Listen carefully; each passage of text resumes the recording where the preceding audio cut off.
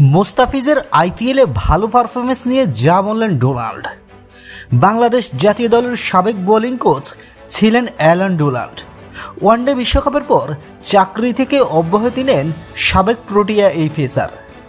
দায়িত্ব ছাড়লেও নিয়মিতই খোঁজখবর রাখেন টাইগার ক্রিকেটারদের। সম্প্রতি ক্রিকবাজের সঙ্গে আলাপকালে বাংলাদেশি পেসার মোস্তাফিজুর রহমানকে নিয়ে কথা বলেছেন তিনি। মোস্তাফিজের শক্তি দুর্বলতার পাশাপাশি তাকে পরামর্শ দিয়েছেন কিভাবে টি-20 বিশ্বকাপে ভালো করা যায়। ডোনাল্ড বলেন, বোলিং দেখে মনে হচ্ছে মোস্তাফিজ তার স্ট্রোক ডেলিভারিতে আত্মবিশ্বাস ফিরে পেয়েছে। বোলিংয়ে শুধু তার গতিই নয়, বৈচিত্র্যও ভালো করেছে। ছন্দের দিক থেকে বলবো সেরা সময় কাটাচ্ছে, বেশ নিয়ন্ত্রিত লাগছে।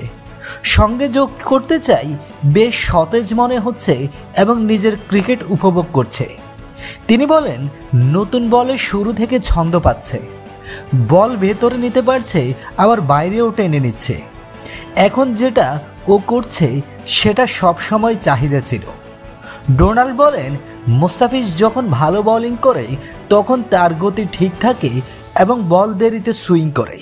বিশ্বকাপে কিছুটা দেখাতে শুরু করেছিল, কিন্তু ধারাবাহিকতা থাকেনি। কখনো না কখনো এটা হতে পারে।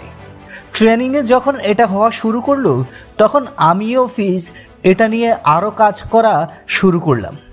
আমরা স্লোয়ার বলে বাড়তি নিয়ন্ত্রণ রাখার কাজ করেছিলাম। এখন যেভাবে বোলিং করছে ঠিক সেটাই আমরা করেছিলাম।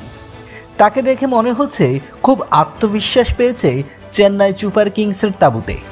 তাকে দেখে ভালো লাগছে। টি-20 বিশ্বকাপ নিয়ে ফিজকে পরামর্শ দিয়ে সাবেক কোচ বলেন, আমি মনে করি সে চোখ বন্ধ করেও অফ পেস ডেলিভারি করতে পারবে। এভাবেই সে নিজেকে তৈরি করেছে।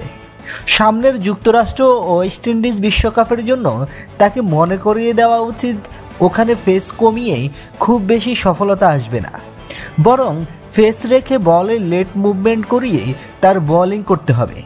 শুধু ভাবনায় যদি কাটার স্লোয়ার থাকে তাহলে কি বলতে যাচ্ছি বুঝতে পারছেন। বন্ধুরা, নিত্য নতুন খেলার খবরাখবর সবার আগে পেতে বাংলা নিউজরুম চ্যানেলটি সাবস্ক্রাইব করে পাশে থাকা বেল আইকনটি অন করে দেওয়ার অনুরোধ রইল।